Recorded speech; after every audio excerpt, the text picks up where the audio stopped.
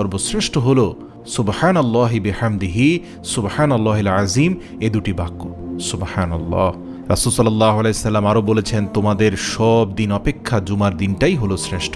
এতে হযরত আদম আলাইহিস সালামকে সৃষ্টি করা হয়েছে, এই দিনে তার মৃত্যু হয়েছে, এবং এতে বিশ্ব ধ্বংসের জন্য সিংহায় ফুঁক দেওয়া হবে, এবং এই দিনেই সবাইকে পুনরুজ্জীবিত করা হবে দ্বিতীয়বারের জন্য। এই দিন তোমরা আমার প্রতি অর্থাৎ রাসূল সাল্লাল্লাহু আলাইহি সাল্লামের প্রতি বেশি বেশি দুরূদ পাঠ করো, আর তোমাদের দৌলত নিশ্চয়ই আমার কাছে উপস্থিত করা হবে। সাহাবাগণ জিজ্ঞাসা করলেন, ইয়া রাসূলুল্লাহ, আমাদের দুরূদ আপনার কাছে কেমন করে উপস্থিত করা হবে, অথচ আপনি তখন মাটি হয়ে যাবেন?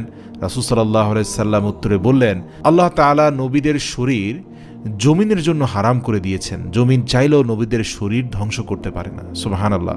যে ব্যক্তি জুমার দিন আসরের নামাজের পর এই দুরূদ পড়বে, আল্লাহুম্মা সাল্লি আলা মুহাম্মাদিন নবিয়্যিল উম্মি ওয়া আলিহি ওয়া সাল্লাম, আল্লাহুম্মা সাল্লি